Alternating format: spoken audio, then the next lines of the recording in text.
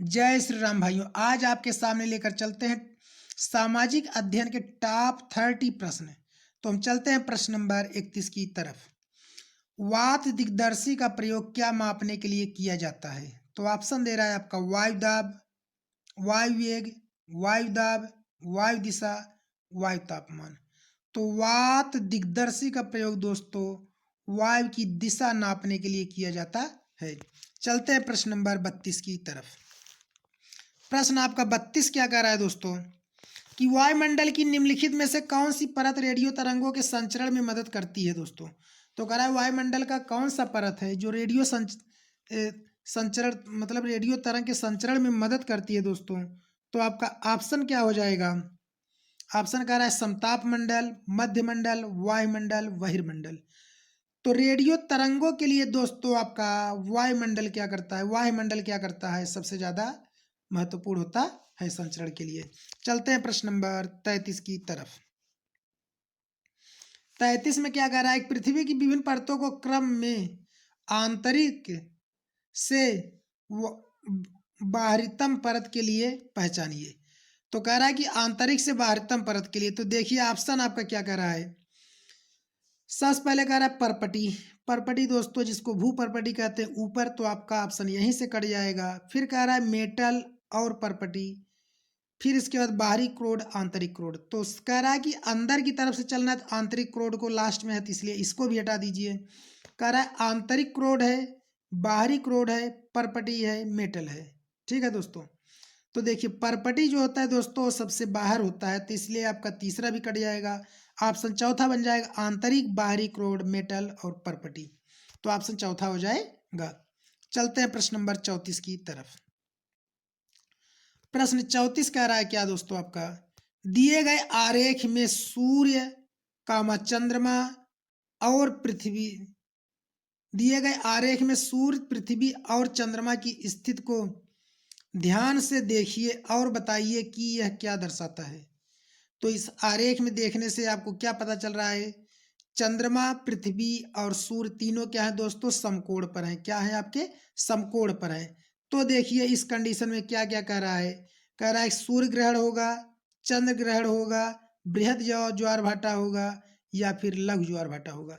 जब दोस्तों सूर्य, चंद्रमा, पृथ्वी तीनों समकोण पर होते हैं उस समय लघु ज्वार भाटा आता है, और जब तीनों सीध में होते हैं दोस्तों उस समय बृहद ज्वार भाटा आता है। तो आपका ऑप्शन बन जाएगा लघु ज्वार भाटा का। चलते हैं प्रश्न नंबर 35 की तरफ।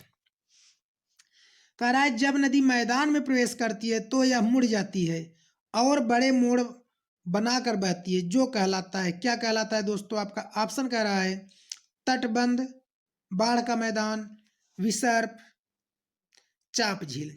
तो दोस्तों आपका जो ऑप्शन हो जाएगा विसर्प हो जाएगा। चलते हैं प्रश्न नंबर 36 की तरफ। प्रश्न आपका 36 क्या कर रहा है दोस्तों, अधिकांश दुर्गम क्षेत्रों में और आपदाओं के समय लोगों को बचाने और भोजन, जल, कपड़े एवं दवाओं को वितरित करने के लिए यातायात का कौन सा साधन बेहद उपयोगी है? कह रहा है वायु मार्ग है, या फिर कह रहा है रेल मार्ग है, सड़क मार्ग है, जल मार्ग है। तो दोस्तों अगर जहाँ पानी होगा तो वहाँ हम क्या करते हैं, उस आपदा में जल मार्ग, सड़क मार्ग, रेल मार्ग का उपयोग नहीं कर सकते हैं। तो हम किसका करेंगे? वायु मार्ग का करेंगे। चलते हैं दोस्तों प्रश्न नंबर 37 की तरफ।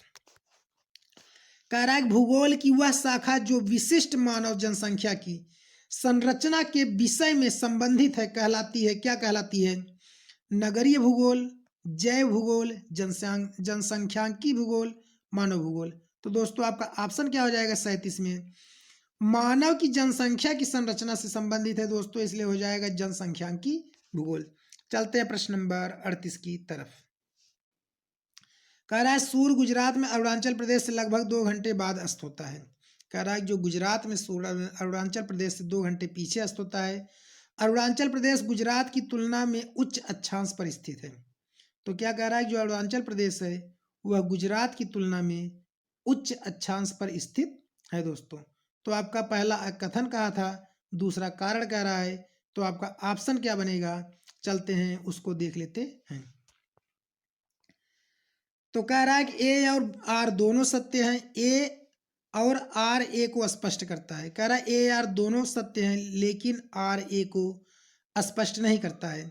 कह रहा है कि ए सत्य है और आर असत्य है, ए असत्य है और आर सत्य है। तो देखिए दोस्तों, कह रहा है जब आर क्या कर अरुणाचल प्रदेश गुजरात की तुलना में उच्च अक्षांश पर स्थित है। ठीक है दोस्तों, तो कहने का मतलब यह है, तो जो है पहला कथन आपका सत्य है, दूसरा कथन भी आपका क्या है दोस्तों, सत्य है। ठीक है, दोनों सत्य हैं, लेकिन जो आपका अरुणाचल प्रदेश है वह सूर्य डूबने की तुलना मतलब वहां पर नहीं कर रहा है, इसलिए आपका ऑप्शन बन जाएगा यहाँ पर 2। लेकिन आर ए को स्पष्ट नहीं करता है। चलते हैं प्रश्न नंबर 39 की तरफ। कह निम्नलिखित में से कौन सा ऊर्जा का गैर परंपरागत स्रोत है? ईंधन है, प्राकृतिक गैस है, सौर ऊर्जा है, कोयला है। तो ऊर्जा का गैर परंपरागत जो स्रोत होगा दोस्तों वो हो जाएगा तीसरा, तो ऑप्शन बन जाएगा आपका सौर ऊर्जा। चलते हैं प्रश्न नंबर 4, सॉरी, प्रश्न नंबर 40 की तरफ। विशेष रूप से निर्मित टैंकों और तालाबों में मछली का प्रजनन कहलाता है, क्या कहलाता है दोस्तों? Sericulture, viticulture, horticulture, PC culture. तो दोस्तों ऑप्शन आपका बन जाएगा चौथा, हो जाएगा पीसी कल्चर। चलते हैं प्रश्न नंबर 41 की तरफ। कह रहा है कि स्थल का एक संकरा भाग जो दो बड़े स्थली भागों को एक दूसरे से जोड़ता है उसे क्या कहते हैं दोस्तों? जल संधि, जल स्थल, द्वीप या फिर खाड़ी, क्या कहते हैं दोस्तों उसको? तो ऑप्शन आपका बन जाएगा 41 का जल को मतलब वो क्या कर रहा है, स्थल का सकरा भाग है जो दो बड़े स्थली भागों को एक दूसरे से जोड़ता है। जब स्थल स्थल को जोड़ रहा है दोस्तों तो बन जाएगा स्थल संधि। चलते हैं प्रश्न नंबर 42 की तरफ। कह रहा निम्नलिखित में से कौन सा महाद्वीप आकार में सबसे छोटा है?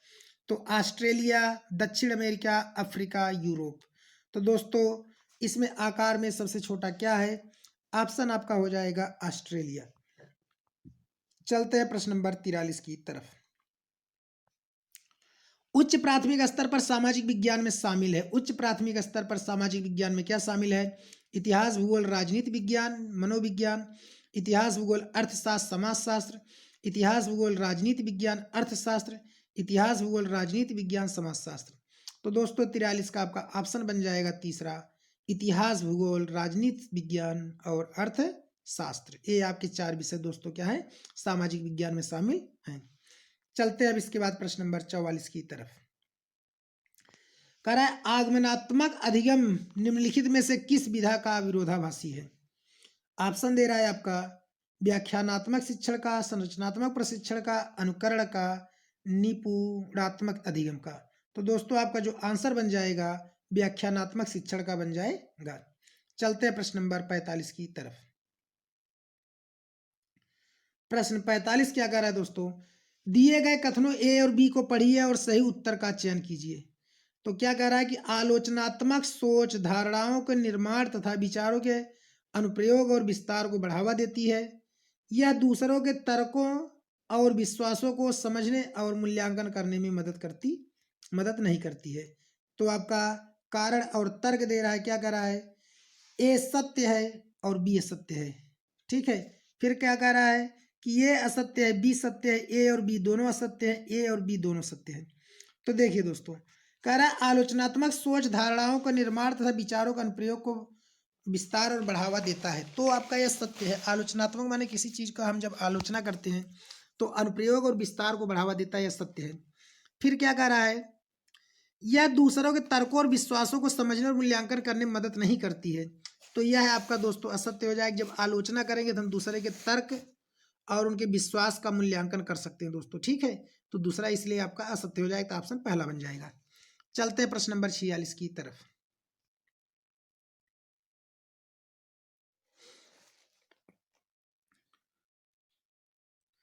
छियालीस कह रहा है आपका ऑप्शन दोस्तों, अनुभवजन्य साक्ष्य क्या है? इंद्रियों के माध्यम से वास्तविक दुनिया में एकत्रित आंकड़े, अनुसंधान के लिए एक व्याख्यानात्मक दृष्टिकोण, मैट्रिक इकाइयों में मापे गए आंकड़े, आंकड़ों के संग्रह के विश्वसनीय तरीकों का उपयोग कर एक एकत्रित आंकड़े।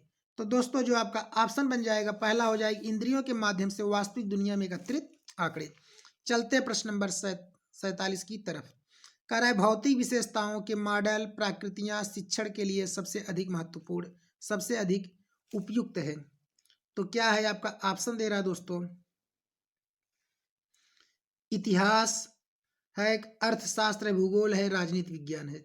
तो भौतिक विशेषताओं के मॉडल दोस्तों 47 में क्या कह रहा है आपका, भौतिक विशेषता कह रहा है, भौतिक से रिलेटेड होता है दोस्तों भूगोल, इसलिए ऑप्शन बन जाएगा तीसरा भूगोल। चलते हैं प्रश्न नंबर 48 की तरफ। स्थानीय समाचार पत्र से मौसम की जानकारी का संग्रह किस प्रकार का स्रोत है। तो कह रहा है प्राथमिक है, द्वितीयक है, तृतीयक है, प्राथमिक और तृतीयक दोनों है दोस्तों। तो आपका 48 का ऑप्शन हो जाएगा दूसरा, स्थानीय समाचार पत्र से मौसम की जानकारी का संग्रह किस प्रकार का स्रोत है, तो द्वितीयक स्रोत है दोस्तों। चलते हैं प्रश्न नंबर 49 की तरफ। सीखने की अक्षमता वाले विद्यार्थी किस प्रकार की कक्षा में अन्य छात्रों के साथ सीखते हैं, अनन्य, विशेष, समावेशी, आधुनिक। तो ऑप्शन बन जाएगा दोस्तों आपका समावेशी। चलते हैं प्रश्न नंबर 50 की तरफ। कह रहा है कि निम्नलिखित सिद्धांत किसने दिया। सभी बच्चे विकास के समान अनुक्रम से गुजरते हैं लेकिन विभिन्न दरों से, इसलिए शिक्षक को पूरी तरह से कक्षा के लिए नहीं बल्कि व्यक्तिगत बच्चों और छोटे समूहों के लिए गतिविधियों की योजना बनानी चाहिए। तो ऑप्शन क्या कह रहा है, CL ऑगडेन का ऑप्शन है यह, D पार्सेल का है, JH बेल का है, J पियाजे का है। तो दोस्तों आपका जो ऑप्शन बनेगा 50 का चौथा हो जाएगा J पियाजे। चलते हैं प्रश्न नंबर 51 की तरफ।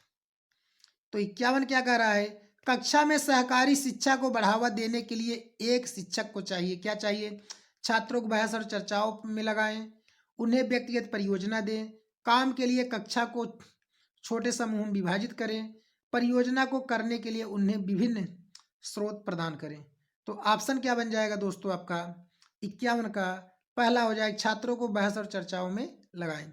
चलते हैं प्रश्न नंबर 52 की तरफ।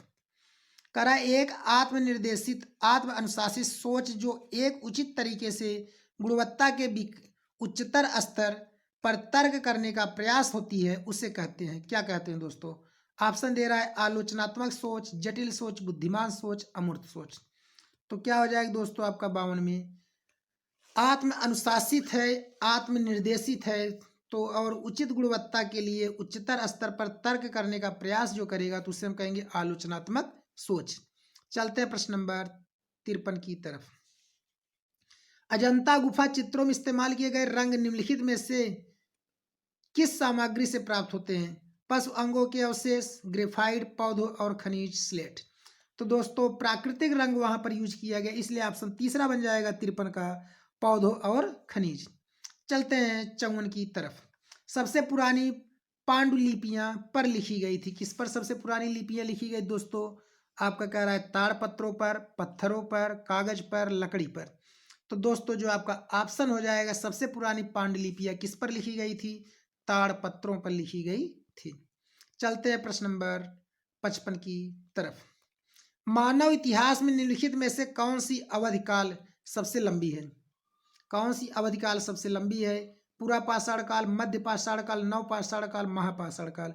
तो 55 का आपका ऑप्शन बन जाएगा दोस्तों, जो सबसे लंबी है वह हो जाएगा पूरा पाषाण काल। चलते हैं प्रश्न नंबर 56 की तरफ। नीचे दिए गए ए और बी को पढ़िए और सही उत्तर का चयन कीजिए। मेहरगढ़ पाकिस्तान के बोलन दर्रे के पास एक उपजाऊ मैदान में स्थित है, ठीक है दोस्तों। इसके बाद फिर क्या कर रहा है, यहाँ खेती और पशुपालन के साक्ष्य पाए जाते हैं। तो ऑप्शन क्या कर रहा है, ए सत्य है और बी असत्य है, ए असत्य है और बी सत्य है, ए और बी दोनों असत्य हैं, ए और बी दोनों सत्य हैं। तो मेहरगढ़ पढ़ लेते हैं। मेहरगढ़ पाकिस्तान के बोलन दर्रे के पास एक उपजाऊ मैदान में स्थित है, यह सत्य है। यहाँ पशुपालन और खेती के साक्ष्य पाए जाते हैं, यह भी आपका सत्य है दोस्तों। तो ऑप्शन आपका चौथा बन जाएगी ए और बी। चलते हैं प्रश्न 57 की तरफ।